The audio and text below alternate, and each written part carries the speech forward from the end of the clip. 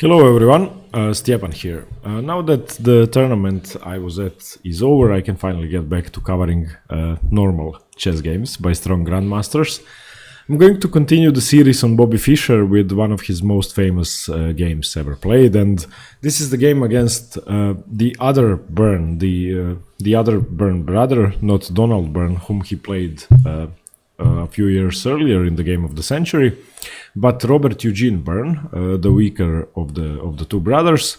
But this game is, I would say, equally or even more famous than the first one. And even though there wasn't any queen sacrifices or anything as spectacular, I would say that his positional and tactical idea at the same time was so powerful that it might be even more significant than the one against Donald.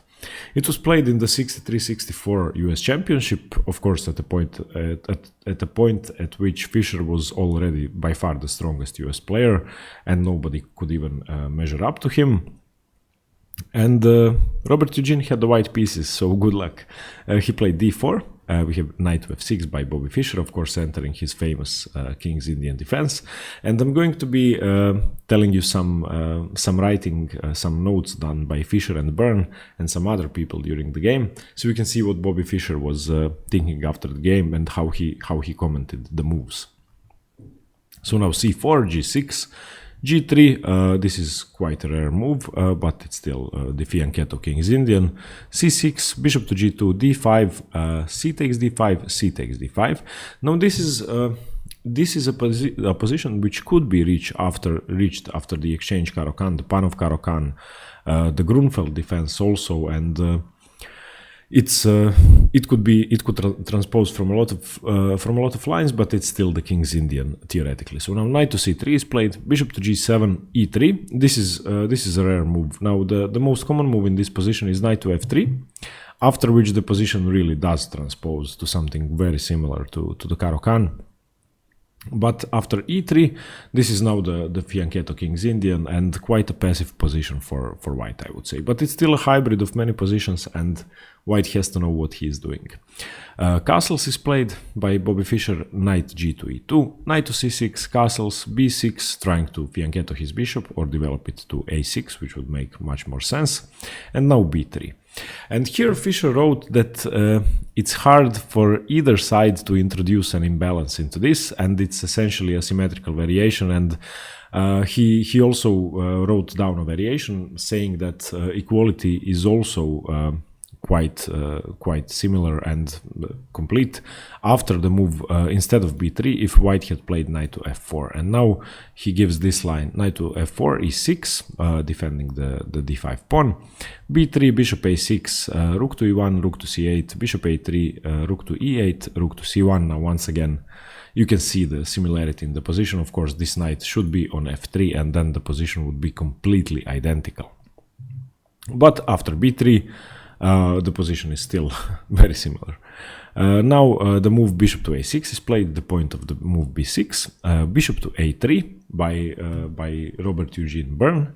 And now a South African chess reporter, Kirby, wrote that after the 11th move, he said that the position is just slightly superior for white or completely safe for white, and it's completely equal at least. And he wrote that to turn this into a mating position in 11 more moves is more witchcraft than chess, and quite honestly I do not see the man who can stop Bobby at this time. This is what he wrote in 63, and I have to say that it's quite true considering the moves that we are about to see. Now Fischer played rook to e8, unpinning the rook from the e-pawn, and now queen to d2 is played, and now e5. And Fischer writes that he was a bit worried about weakening the d5 pawn, the queen pawn, but he felt that the tremendous activity obtained by his minor pieces would permit white no time to exploit that. And now he says that the move e6 instead of e5 would probably lead to a draw, which is, I have to say, true, because the engines give a completely equal evaluation, all zeros.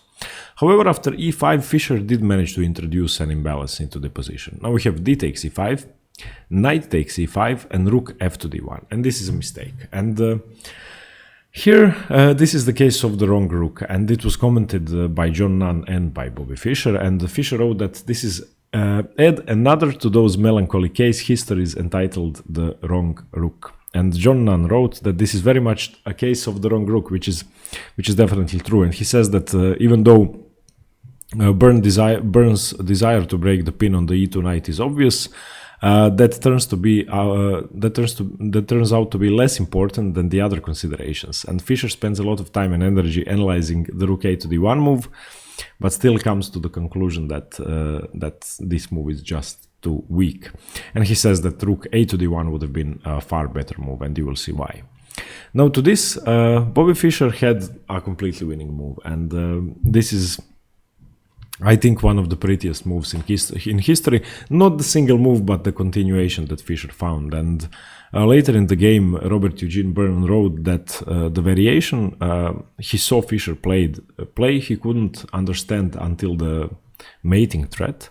And the commentators in the room that were commenting on the game for the public actually thought that Byrne was winning, and they were announcing his victory after this. So Fischer played knight to d3, and now this is a very aggressive move, of course, threatening to take the f2 pawn, and it's also threatening some other things. And it isn't so clear how white can stop this threat. Of course, if queen gives itself up for two pieces, it's losing anyway. Now queen to c2 is played, and Fischer writes that there is hardly any other defense to the threat of knight to e4, and that's true. And knight to e4 has to be defended. But now there's the shocking idea played here. Fischer takes on f2, knight takes f2, and he says that this is the key move to black's previous play, and that the complete justification of this sacrifice will not become apparent until white resigns, which is quite a pretentious thing to write, but as we all know, Bobby Fischer was a bit like that, even though it was completely justified. And I have to say that the first time I was looking at this game, I didn't know how it ended. I didn't want to know how it ended. I just wanted to see it for myself, and I couldn't figure out what the point of the sacrifice was. Now, of course, king takes f2. There's no other move. Knight to g4 check. The king shouldn't venture out to f3. That would be unwise and losing, of course. So king to g1. Now knight takes e3, and everybody thought that the point of the sacrifice was to get the rook and the pawn and just be worse.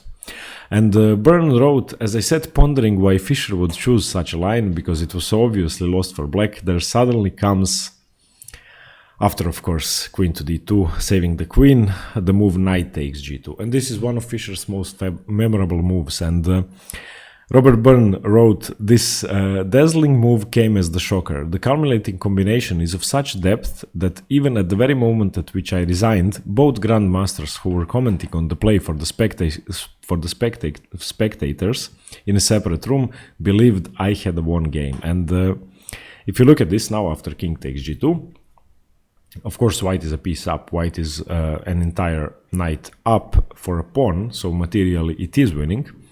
But after the next few moves, Robert Byrne resigned. And first Fischer played d4, which is a pawn sacrifice that clears the diagonal for the light squared bishop, which is a key attacker in this position.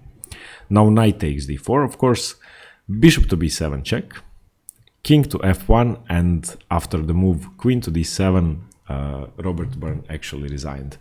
And two commentators that were commenting on the game in progress were stating for the spectators that Byrne had won game, and the fact that Byrne resigned after queen to d2 must have been a complete shocker to them and to everybody else. And Fischer wrote, after queen to d7, of course, the threat is more than obvious. The threat is queen to h3 check, and after that, because the rook is cutting off the king here and the bishop here, this will be an easy checkmate with queen to g2. So there wasn't really much Byrne could do. And Fischer wrote, this was a bitter disappointment. I hoped for, and now he gives a variation after queen to d7, queen to f2. This would be the easiest way to save mate. Queen to h3 check. King to g1, rook to e1 check. This is the brilliant move. And now, of course, the queen can't take because of checkmate. And after rook takes e1, bishop takes d4, winning the queen. Of course, if the queen captures the bishop, then once again queen to g2 checkmate. So he gave this variation as how he wanted to finish the game, and he was devastated that Robert Eugene Byrne didn't wait until mate or until losing the queen. And I think that this is one of most amazing games ever played, and how Fischer managed to create such a strong attack in 11 moves from a symmetrical position, which he knew was symmetrical, is absolutely brilliant. And I think this is an example game to study attacking chess and creating attacking ideas in similar positions, especially if you're playing a weaker opponent which you have to win against and you can't go for a draw. Okay, everybody, I hope you liked this game, one of Fischer's most memorable games, and thanks very much for watching. I will be making more videos now that the tournament is over, and thanks, stay tuned for more chess. Thanks very much, bye.